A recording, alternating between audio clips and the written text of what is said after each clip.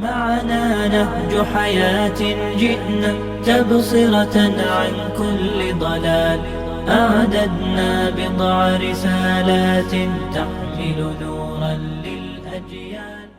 یہ ہم سب اس بات کو جانتے ہیں کہ قرآن مجید جو ہے وہ ایک ہی رات میں نازل ہو گیا تھا.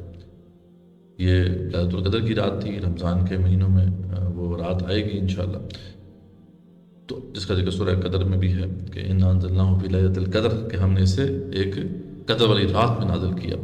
لیکن یہ جو اس کا نزول ہوا تھا یہ دو سٹیجز میں ہوا تھا.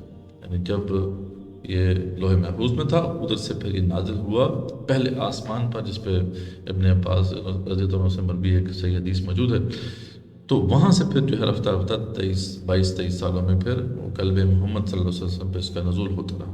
تو یہ دو سطحوں میں پھر جو ہے یہ اس کا نزول ہوا ہے.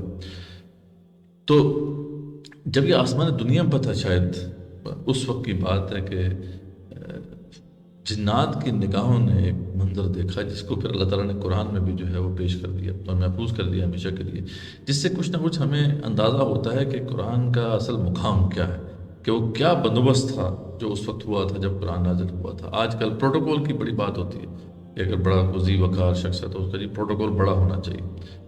تو قرآن کا کیا پروٹوکول تھا؟ اگر آپ یوں اس معنی میں دیکھیں تو پھر ہمیں اندازہ ہوگا اس مقام سے کہ واقعی یعنی قرآن کی جو عظمت ہے، ہم کبھی بھی جو پروٹوکول ڈیزرو کرتا ہے ایسے نہیں دے سکتے. یعنی یہ ہمارے بس میں ہی نہیں.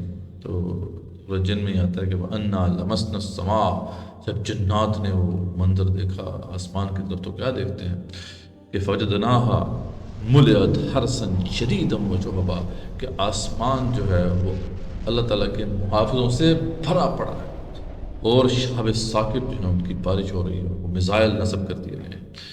تو معمولی بات ہے، اللہ تعالیٰ کا کلام لوح محفوظ سے جو ہے اتار کر اس سے پہلے آسمان پر لکھا گیا، تو معمولی بات تو نہیں. اسپیشل ارینجمنٹ تھی جو جس کا مشاہدہ جنات نے کیا.